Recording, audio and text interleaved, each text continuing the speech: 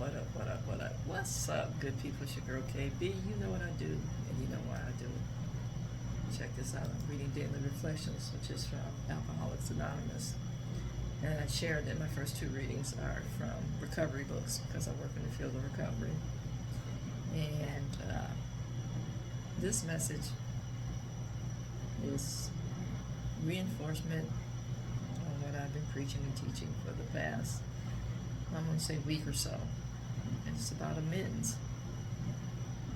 And it's like people don't understand the impact that amends and the ability to make amends and the desire and the need to make amends. They don't realize the impact that it has on their spiritual life and their faith walk. And I need to continue to reiterate this.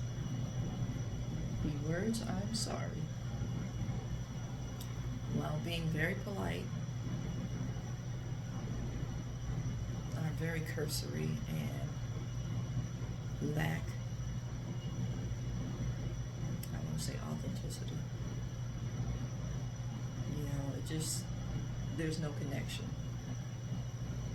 We lost the significance and the importance of what a true apology, a true and genuine and sincere apology looks like.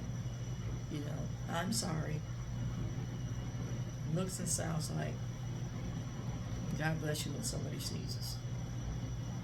We say it because it has become so automatic. That's just what you say.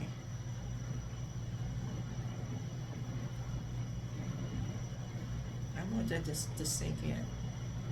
Saying God bless you when somebody sneezes is just what you say. God bless you is just what you say. It has no meaning behind it other than it's just what you say. I want that to sink in. God bless you is just what you say. Atheists say God bless you because it has become so cursory and customary.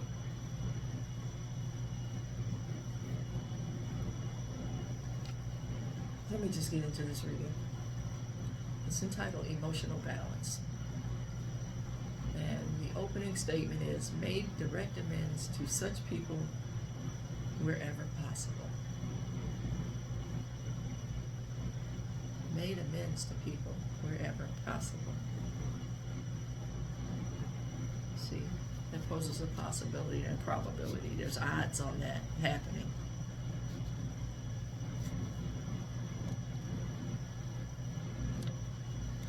Now, when needed, when necessary, when you screw up, none of that is stated. There's no emphasis behind it, or impetus, or urgency.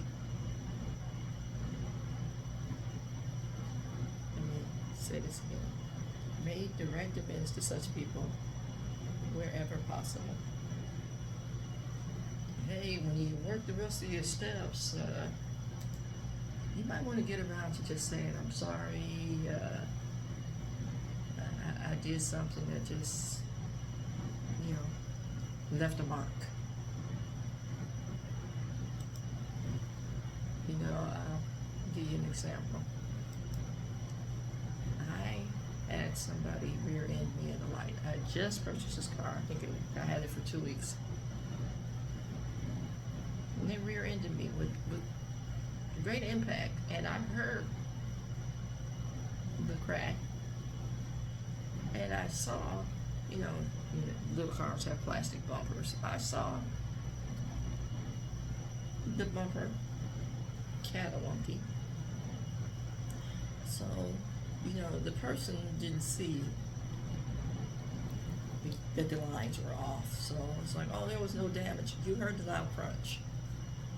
Oh, but there's no damage. There's no visible damage, but you heard the loud crunch, right?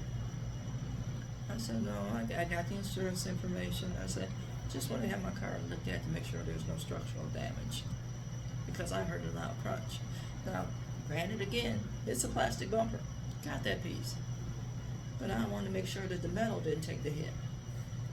So I got my car assessed, and this person was grumbling because they were driving the Lexus SUV, and I'm driving this little, I won't say bucket. Now, if I were driving my SUV, which I traded in for this little bucket,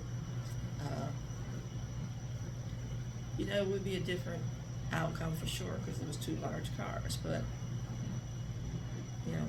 and the person in the rear end of me was a doctor and Caucasian. So, they got out of the car with great attitude, thinking, I'm on this hustle. I was like, I just want to make sure my car is okay. So I scheduled an assessment, and there was no structural damage. But there are cracks in the bumper. They're not visible to the eye. You have to get real up on it.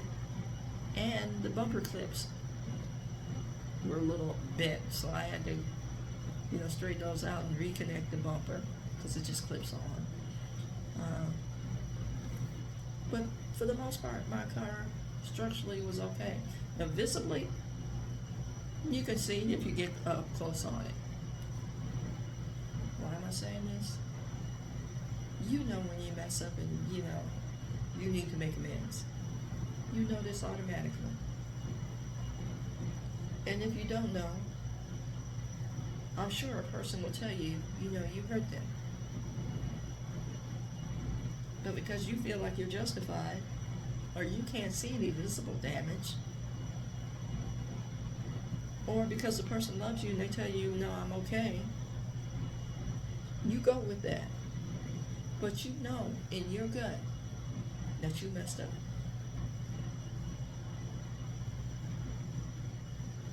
How many times has that played out in your life? But you don't feel it's necessary to make amends. And you offer up that thing that you just, because you're supposed to say it. See, that wherever possible, again, that places some odds on the situation. Let me finish this reading. It says, when I survey my drinking days, or my using days, or my days that I spent indulging myself, I recall many people whom my life touched casually, but whose days I troubled through my anger and sarcasm. Who I touched casually. Again, right there in that statement, minimizing. Oh, you're okay. Don't worry about it. We'll probably never see each other again.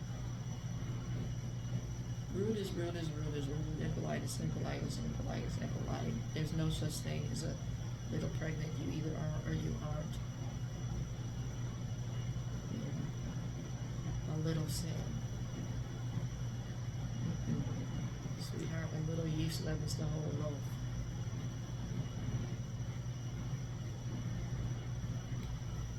Since these people are untraceable, and direct amends to them are not possible,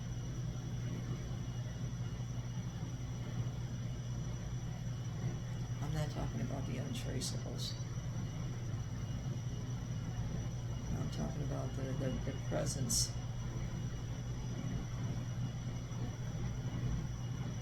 You may have minimal contact with them, but for the most part you know how to find them if you wanted to. It says the only amends I can make to those untraceable individuals is the only change for the better. I can offer an indirect amends made to other people whose path briefly crossed mine. Courtesy and kindness regularly practiced help me to live in emotional balance and at peace with myself. Courtesy and kindness. I want to say this sometimes. Courtesy and kindness are the bait that we put out to attract new victims. Courtesy and kindness are the things we put out to show the world.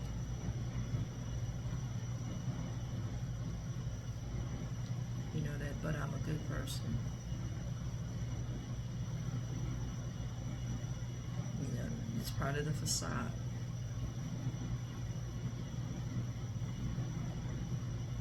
You know, you make amends. Now, I understand the indirect amends process. I understand that. But you make amends by any means necessary.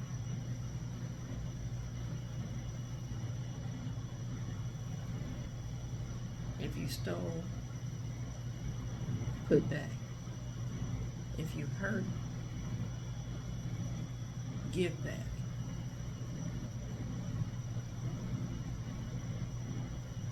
Yeah. One of the greatest gifts you can give the world is authenticity. Not saying you're doing something because it's the polite thing to do.